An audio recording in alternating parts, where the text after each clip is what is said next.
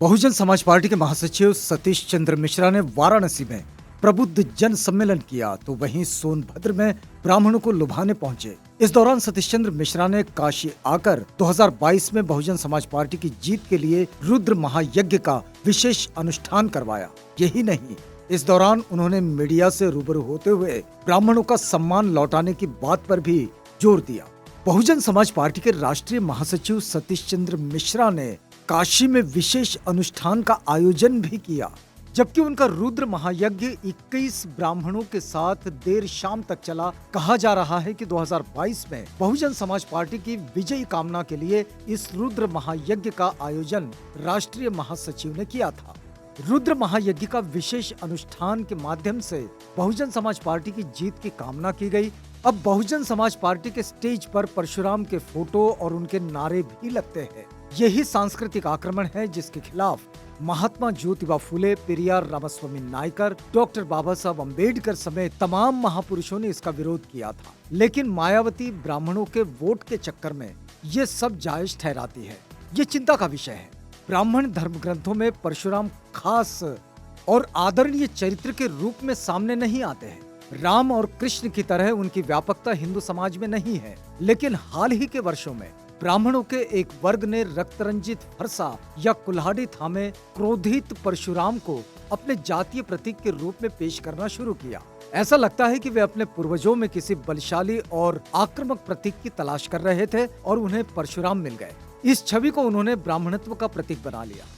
महात्मा ज्योतिराव फुले अपने गुलामगिरी किताब में परशुराम के बारे में लिखते हैं कि परशुराम ने क्षत्रियों यानी भारत के मूल निवासियों का नरसंहार किया।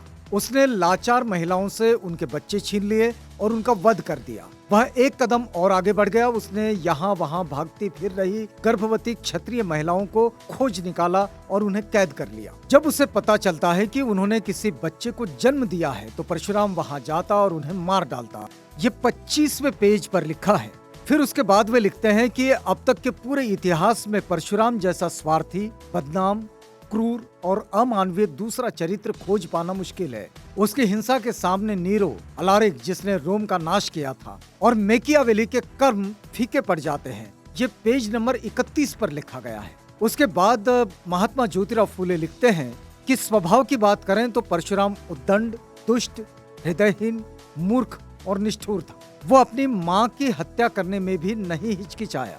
ये पेज नंबर 27 पर लिखा है। तो परशुराम को अपनाना और पेरियार रामास्वामी नायकर को ठुकराना, ये अब मायावती का चरित्र बन गया है, जो आने वाले भविष्य में घातक भी साबित हो सकता है। बहुजनों की बुलंद आवाज, आवाज इंडिया टीवी देखिए अपने मोबाइल पर कहीं भी कभी भी।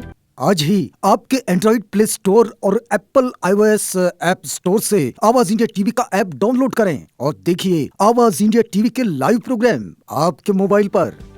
आवाज इंडिया टीवी देखे यूट्यूब पर भी। आप हमारे यूट्यूब पेज youtube.com/आवाज इंडिया टीवी पर जाकर हमारे पेज को सब्सक्राइब करें। साथ ही घंटी की बटन दबाएं ताकि हमारे नए वीडियोस आप तक आसानी से पहुंच जाएं। देखते रहे आवाज इंडिया टीवी, बहुजनों की बुलंद आवाज।